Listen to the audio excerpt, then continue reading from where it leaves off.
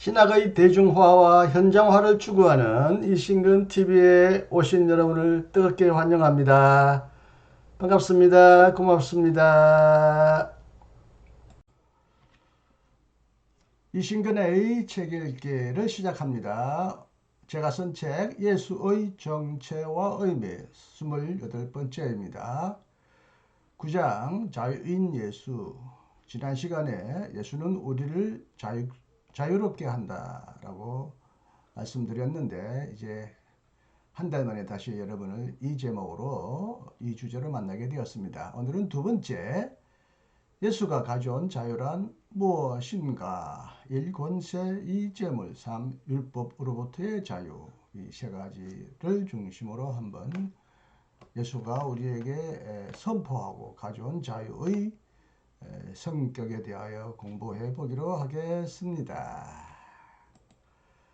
예수는 자유로운 존재로 창조된 인간이, 혹은 하나님께서 자유로운 존재로 창조하신 인간이 불의한 세력 아래서 비참한 종으로 살아가는 모습을 보고 불쌍히 여겼고, 이러한 상태로부터 인간이 해방되기를, 자유롭게 되기를 원했고, 그래서 불의한 세력을 거침없이 비판했다. 예수가 선포한 기쁜 소식은, 복음은 바로 하나님의 나라다. 오직 하나님의 나라만이 세상을 통치하신다. 그러므로 그 어떤 다른 세력도 하나님을 빙자하거나 하나님 대신에 세상을 통치해서는 안 된다. 그렇기 때문에 하나님의 통치란 무엇보다도 불의한 지배 세력에 대한 심판과 그 전복을 의미한다. 전복이란 뒤집어 엎는다는 뜻이죠. 혁명과 비슷한 뜻이죠. 하나님의 나라는 참된 자유의 나라로서 온갖 사슬과 억압으로부터 인간을 자유롭게 만든다. 그렇다면 예수가 선포하고 실현한 참된 자유란 어떤 종류의 자유인가? 세 가지 오늘 먼저 말씀드리겠습니다. 1. 권세로부터의 자유. 예수는 하나님의 창조와 구원의 목적을 중재해야 할, 혹은 그것에 봉사해야 할 권세들이 도리어 스스로 절대적인 주인이 되어 인간을 예속시키고 있음을 보았다. 그들은 인간을 섬기는 일에 실패했다.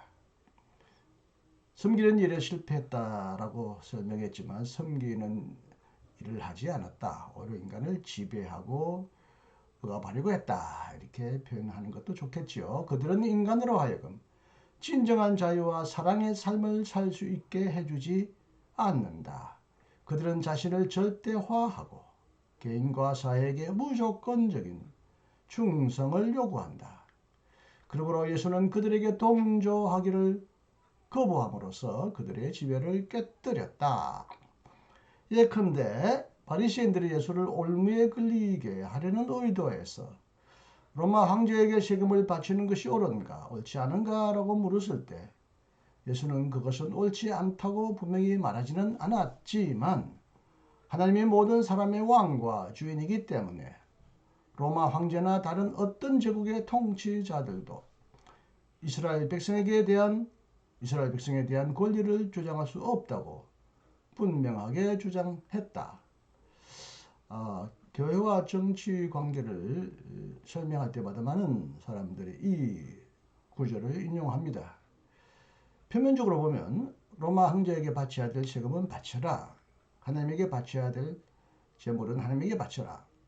황제와 하나님의 통치, 교회와 세상의 통치가 서로 나란히 양립하는, 마치 마틴 루터가 말한 두 왕국 이론을 설명한 것 같이 보이죠. 저도 오랫도록 그렇게 읽었는데 그렇지 않다는 것입니다. 황제의 것은 황제에게 주고 하나님의 것은 하나님에게 드리라는 말은 로마 제국주의에 맞서 하나님의 유일한 통치를 전제하고 이를 암묵적으로 주장한다. 황제의 것은 황제에게 주라는 말은 황제가 만든 그 옛날에 동전 화폐 위에 황제 얼굴이 새겨져 있잖아요. 그 황제가 새겼다니까 황제에게 그냥 돌려주어라. 좀 황제를 비하하는 듯한 표현으로 예수님은 말씀하셨고, 하나님의 것은 하나님에게 드리라. 모든 만물이 하나님의 통치 아래에 있다. 그런데 황제가 자기가 세상의 주인이라고 그렇게 의식되고 돈에게까지 자기의 형상을 새기는 이런 모습을 보고 돌려주라. 어떻게 보면 조금 저항적인 표현을 썼다고 보는 거죠. 악령 축출 사건을 여러분 잘 아시죠? 마가복음 5장 1절에서 20절에 나오는데요. 예수는 하나님 나라가 로마의 지배를 깨뜨리고 있음을 이 본문을 통하여 말씀하셨어요. 이 이야기에 나오는 악령의 이름 군대, 레기온은 바로 로마의 군단, 군대를 가리키는 이름입니다. 하나님은 로마 군단, 레기온을 물리치셨다는 내용을 담고 있는 이야기죠. 군대 귀신들이 돼지 떼 속으로 들어가게 하여 바다 속으로 빠져 죽게 만들었다는 것은 바로 이스라엘 백성을 점령하던 로마의 군대가 지중해 속에 빠져 죽을 것이다 혹은 죽고 말았음을 의미한다. 바알세불 논쟁 마가복음 3장 22절에서 27절에서 예수는 악령 축출을 통해 하나님이 종교적이고 영적인 승리만이 아니라 정치적인 승리도 거두신다고 선언했다. 사탄의 소유가 약탈된다는 것은 사탄의 지배와 사탄의 나라가 극복, 정복되고 있다는 것을 의미한다. 권세를 부리는 이방인들의 집권자들과는 달리 제자들은 서로를 섬기는 종이 되어야 한다고 예수는 강조했다. 예수께서 제자들을 불러다 이르시되 이방인의 집권자들이 그들을 임의로 주관하고 그 고관들이 그들에게 권세를 부리는 줄을 너희가 알거니와 너희 중에는 그렇지 않아야 하나니 너희 중에 누구든지 크고자 하는 자는 너희를 섬기는 자가 되고 너희 중에 누구든지 으뜸이 되고자 하는 자는 너희의 종이 되어야 하리라. 마태복음 20장 25절부터 27절. 예수가 온 것도 섬김을 받기 위해서가 아니라 섬기기 위해서다. 세상의 지배자들은 섬김을 받기 위해 인간의 목숨까지 박탈하지만 예수는 인간을 섬기기 위해 자신의 목숨까지 희생한다. 이를 통해 예수는 높음과 위대함의 기준이 계급과 지위에 있는 것이 아니라 섬김과 겸손에 있다고 가르쳤다. 너희 모든 사람 중에 가장 작은 그가 큰 자니라. 누가복음 9장 48절. 무릇 자기를 높이는 자는 낮아지고 자기를 낮추는 자는 높아지리라. 누가복음 14장 11절. 긴 옷을 입고 다니는 것을 원하며 시장에서 문안받는 것과 회당의 높은 자리와 잔치의 윗자리를 좋아하는 서기관들을 삼가라. 누가복음 20장 46절. 너희 중에 큰 자는 젊은 자와 같고 다스리는 자는 섬기는 자와 같을지니라. 누가복음 22장 26절. 이처럼 예수는 가장 보잘것이 없는 사람으로 취급되는 사람들의 가치와 중요성을 인정할 것을 가르침으로써 예수는 강제적인 지배와 억압의 정치적 관계, 정치적 상황을 매섭게 거침없이 비판했다. 이 재물로부터의 자유. 권세 못지않게 인간을 굴종의 노예로 만드는 것은 바로 재물이다. 물론 예수는 권력 그 자체처럼 재물 그 자체를 악한 것으로는 보지 않았다. 그래서 재물 사용을 금하지 않았다. 그러나 인간을 섬기기 위해 주어진 질서가 인간의 탐욕으로 말미암아 권세로 변질되었듯이 인간을 위해 주어진 재물도 인간의 탐욕으로 말미암아 변질되었다. 이스라엘은 광야에서 하나님으로부터 매일매일 만나를 받았기 때문에 먹을 것을 위해 염려할 필요가 없었고 내일의 만나를 위해 쌓아놓을 필요가 없었다. 안식일을 제외하고 이틀까지 쌓아놓은 만나는 썩어서 먹지 못했다고 기록되어 있죠. 그럼에도 불구하고 인간은 단지 염려 때문만이 아니라 재물의 매력 때문에 재물이 주는 막강한 영향력 때문에 재물을 마구마구 벌고 쌓아놓기를 원한다. 그러나 내일을 위해 재물을 쌓아두는 것은 어리석은 행위다. 왜냐하면 내일을 위해 쌓은 재물은 결코 내게 속한 것이 아니기 때문이다. 내가 내일도 여전히 살아있을 것이라고 누가 장담하고 자신할 수 있겠는가? 하나님이 나의 생명을 걷어 가신다면 내가 쌓아놓은 재물이 무슨 소용이 있겠는가? 그래서 누가복음 12장 20절에서 예수는 이렇게 말합니다. 어리석은 자여 오늘 밤에 너의 영혼을 도로 찾으리니 그러면 내가 준비한 것이 누구의 것이 되겠느냐?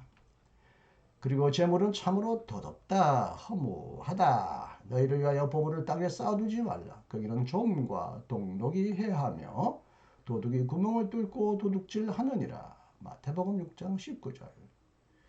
다음 날을 위해 쌓아놓은 만나가 곧바로 썩어버렸듯이 내일을 위해 쌓아둔 재물도 아무 소용이 없게 된다.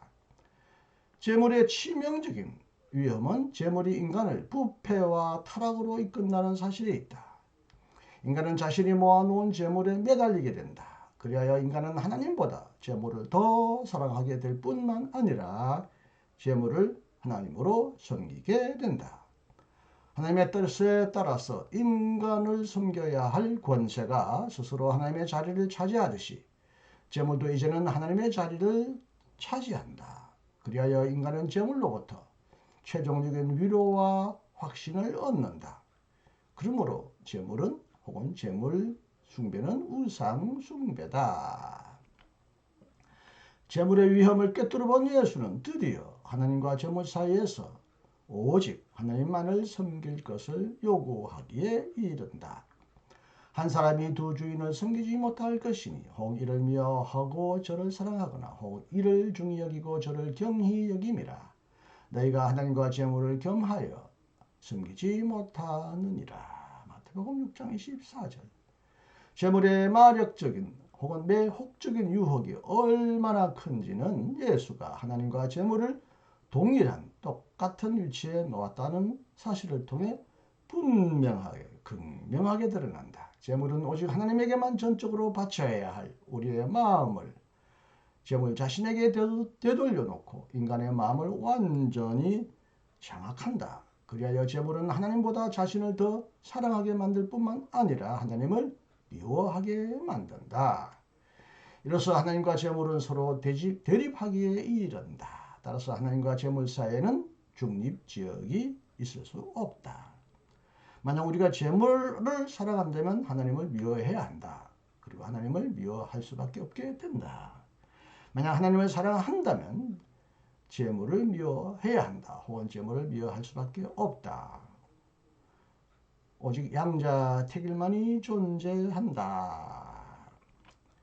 재물은 하나님의 말씀에 눈을 멀게 하고 하나님의 말씀에 귀를 막게 하며 그래서 하나님의 말씀을 무용하게 만든다. 세상의 염려와 재물의 유혹과 기타 욕심이 들어와 말씀을 막아 결실하지 못하게 된다. 마가복음 4장 19절. 인간의 염려와 욕심도 대부분 재물에 대한 염려와 욕심이 아닌가. 부자 청년도 결국 재물에 대한 염려와 욕심과 재물의 유혹 때문에 예수를 따르지 못하지 않았는가. 그 사람은 재물이 많은 고로 이 말씀으로 인하여 슬픈 기색을 띠고 근심하며 가니라. 마가복음 10장 22절. 자신을 위해서는 재물을 쌓고 실컷 즐기면서 가난한 자를 전혀 돌보지 않는 탐욕스러운 부자는 언젠가 고통의 나락에 떨어지며 나중에는 아무리 후회해도 전혀 소용이 없다. 누가복음 16장 19절부터 24절. 부자와 나사로의 비유이죠. 재물이 있는 자는 하나님 나라에 들어가기가 심히 어렵다. 마가복음 20장 24절. 부자는 낙타가 바늘귀에 들어가기보다 더 어렵다. 실제로는 들어갈 수 없다는 뜻이겠죠. 이처럼 예수는 재물이 하나님과 인간 사이를 극심하게 갈라놓을 뿐만 아니라 인간들 사이에도 흉측하게 갈라놓는다는 사실을 생생히 꿰뚫어 보았다. 여실히 꿰뚫어 보았다. 따라서 예수는 부자들에게는 비판의 화살과 회개의 명령을 던졌고 가난한 자들에게는 위로와 전복의 소식을 전달했다. 예수는 모든 인간이 오직 하나님만을 섬김으로써 재물에 대한 어리석은 탐욕과 재물의 마력적인 유혹으로부터 그리고 재물의 비참한 종살이로부터 해방되기를 소원했다. 이를 실천하기 위해 예수는 제자들에게 검소한 삶을 요구했고 누가복음 9장 3절, 10장 4절 검소하게 살기로 작정한 사람을 칭찬했으며 누가복음 18장 26절에서 30절 자신의 재산을 남을 위해 내어놓은 사람을 칭찬했다. 누가복음 10장 30절에서 37절 19장 8절에서 10절이네요. 잘못 표기했네요. 그리고 예수 자신도 매우 검소하게 살았다. 누가복음 9장 58절 그리고 예수는 가난한 사람들이 한 밥상에 둘러앉아 평등하게 먹고 마시는 가운데서 하나님의 나라가 가까이 오고 있음을 실제적으로 증명해 보였다. 누가복음 5장 30절 3. 율법으로부터의 자유 예수 당시의 유대인들은 심각한 위기를 경험했다. 그들은 강대국들의 계속적인 침입과 정복으로 말미암아 왕권과 국가 기구를 빼앗긴 약소 민족으로서 주변 문화에 흡수될 수 있는 위기에 직면했다. 그들은 자신들이 경험하는 파괴와 고난을 하나님의 심판으로 이해했고 이로부터 벗어나기 위해 하나님에게 신실하기로 결심했다. 그렇게 하기 위하여 그들은 이른바 거룩의 정치학을 추구했다. 이것은 성결법전 속에서 가장 간결하게 표현되었다. 성결법전의 중심적인 내용은 다음과 같이 확언한다.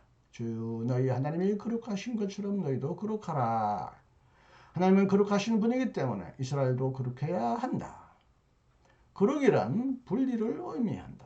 정결과 부정, 순결과 더러움, 성스러움과 속됨, 유대인과 이방인, 의인과 죄인은 엄격히 분리되어야 한다. 거룩은 시대의 정신이 되었고 토라를 해석하는 패러다임이 되었으며 유대인의 에토스와 삶의 방식이 되었다.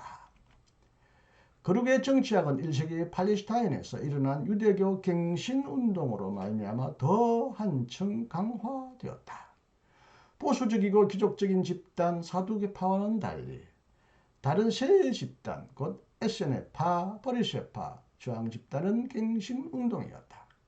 이 집단들 가운데서 바리새파는 가장 알려진 집단이었다. 그들은 토라를 거룩의 관점에서 급진적으로 재해석함으로써 유대의 사회적 세계와 정체성에 대한 위협에 대항했다. 바리새파는 유대민족을 제사장의 나라로 변혁함으로써 사회 안에서 이를 완수하려고 했다. 그들은 율법을 지키지 않는 자들에게 시민의 권리와 종교적 권리를 박탈했고 집탁교제를 거부함으로써 죄인들을 종교적으로 비난하고 사회적으로 배척했다. 거룩의 정치학은 율법을 지키지 않는 자들, 곧 죄인들과 버림받은 자들의 집단을 양산했다. 특히 버림받은 자들은 율법을 지키지 않는 자들의 대명사였다. 그들은 살인자, 강도, 창녀와 같이 악명 높은 악인들이었다.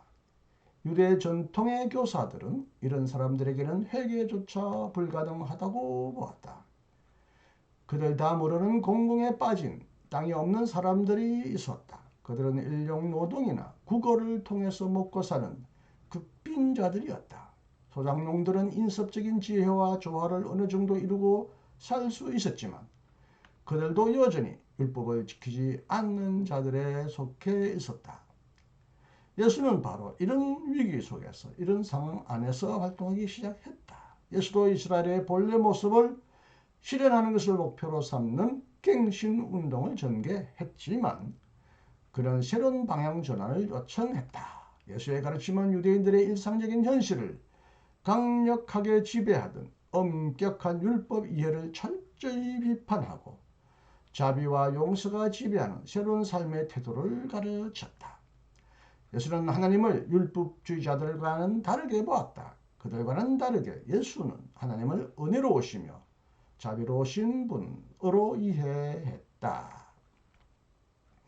공중의 새와 들의 백합화에 관한 말씀 마태복음 6장 16절에서 29절과 하나님이 그 해를 악인과 선인에게 비추시며 비를 어려운 자와 불의한 자에게 내려주심이니라. 마태복음 5장 45절 이 말씀을 통해 예수는 자연 세계가 하나님의 영광과 자비로 가득 차 있다고 말했고 탕자의 비유 누가복음 15장 11절부터 32절과 포도원 주인의 비유 마태복음 20장 1절에서부터 15절 등을 통해 예수는 은혜로우신 자비로우신 하나님을 가르치셨다. 하나님에 대한 전통적인 이해에 가장 큰 충격과 변화를 준 것은 바로 죄인들과 식사를 함께한 예수의 행동에서 함축적으로 드러난다. 인습적인 삶의 방식에서 배제되고 차별당하는 사람들조차 너그러이 받아들이는 행동을 통해 예수는 그들을 감싸 안으려는 은혜로우시고 자비로우신 하나님을 생동함 있게 표현했다. 하나님은 율법이 설정한 기준에 입각하여 그 근거에 따라 그 잣대에 따라 평가된 인간의 성취에 따라서 보상하시고 심판하시는 하나님이 아니라 인간의 성취와 무관하게 인간을 사랑하시는 은혜로우신 하나님이다. 자유인 예수가 가져온 자유란 무엇인가?